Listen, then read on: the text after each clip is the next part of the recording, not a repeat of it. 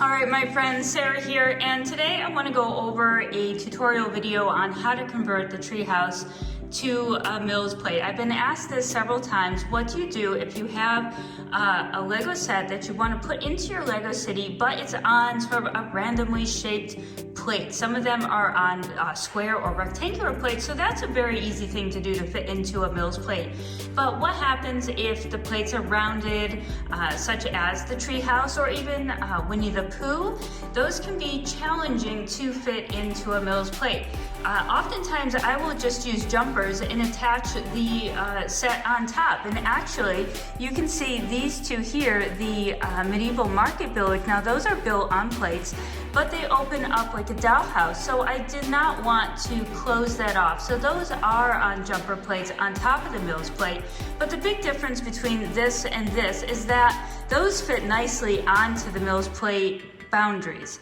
The treehouse ended up hanging off by a stud or two, making it challenging to place in different scenarios in the city. It always had to go next to something that had an open stud or two on the co-joining plate, which made it less MILS-like, okay? And of course then with the treehouse set resting on top of the MILS plate, it wasn't as sturdy, so when you go to pick it up, you still needed to be aware that it is not fully attached, and you had to be a bit more careful. So what I wanted to do to make it much more seamless with my MILS city layout design is to actually convert it to the MILS plate, because it just makes it a lot easier to find a new home for it if you're moving around your city layout, and it's not as difficult as you may think.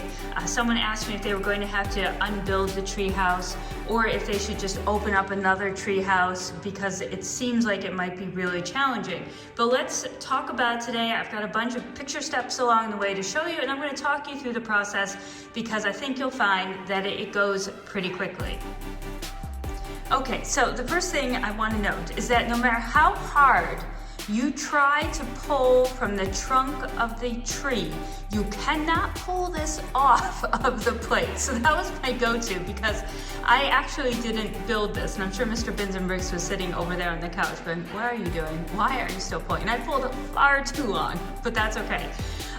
You cannot just pull it off and set it down. I knew that there was a Technic system underneath. This set is extremely heavy for the build that it looks like. It's also extremely sturdy. So I was able to tip this on its side and pull off the plates without worrying about anything else falling off, which was absolutely awesome.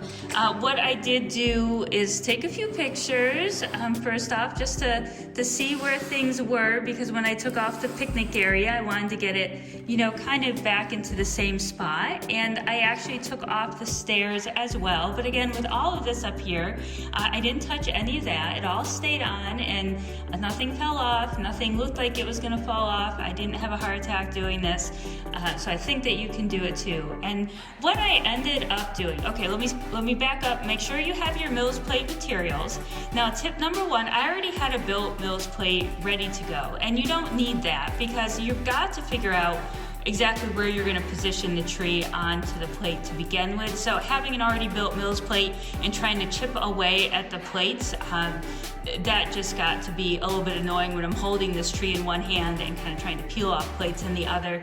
So you can pretty much start with a blank base plate, and what you are going to do is tip your tree over and kind of start pulling off the plates that surround it that aren't attached to the tree structure itself. And a lot of that is going to come off. A lot of the green, a lot of the water, the dark green, that's all going to come away. You want to remove any plates on the bottom as well that are underneath the brick and Technic system that the tree is built in. So there's some blue plates, some white plates, some yellow plates, some tan plates.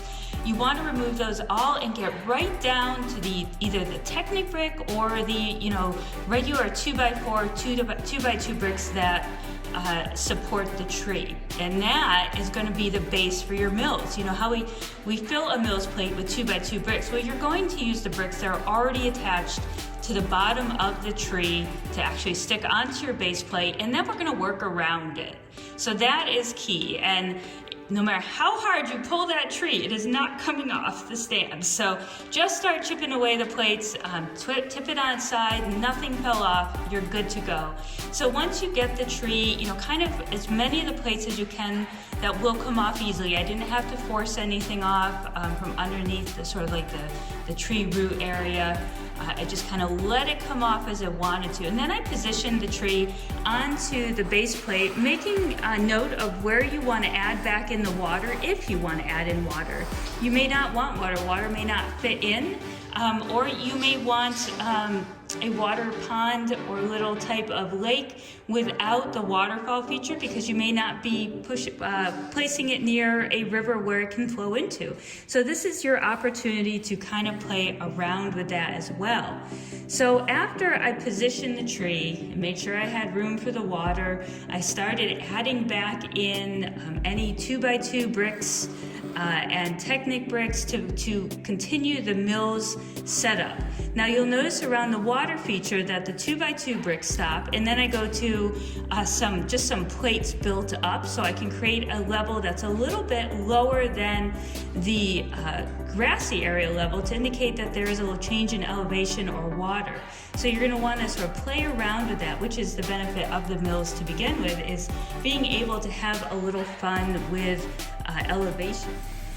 So again, I challenged myself to use the bricks that were with the set and the plates and things, and not to dig into my collection. Of course you can if you want to, but if you want to, keep it as cost effective as possible, of course, besides the MILS plate materials, I just tried to reuse as much as I could in terms of the plates and the wedges and the slopes and things like that to create rocks and just little greenery.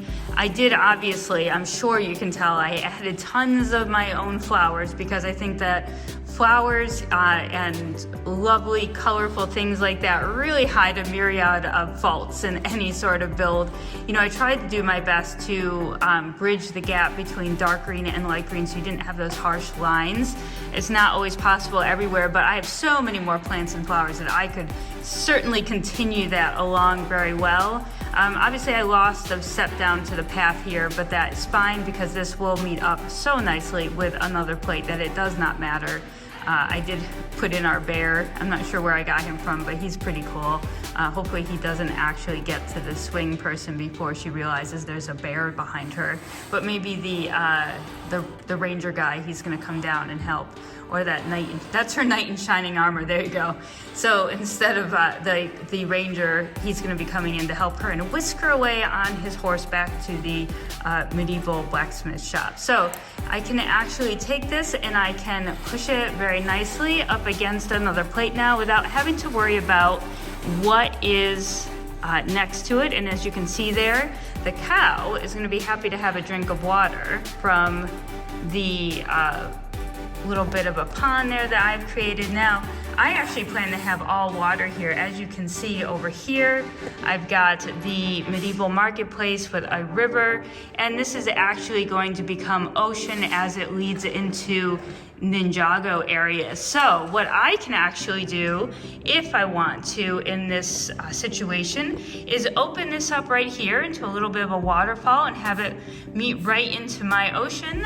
Or if I move it to another place in the city, I did have it over by a modular earlier and it fit right in because this is now a little bit of a pond. You could throw a duck in there or two and have a little duck pond and some benches for people to sit around. So super versatile.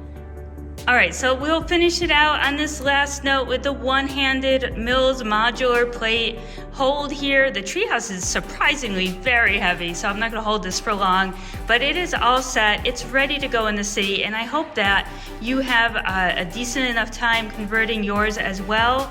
As always, if you have questions or comments, leave them below. I'm happy to answer any questions you have about transferring any type of MILS. If there is a video about MILS that you want to see or anything else technical, I'll do the best that I can to come up with a good video for it. But for now, go forth, transfer your treehouse to a MILS plate without worry, because it's nothing to worry about, and we'll see you in the next build.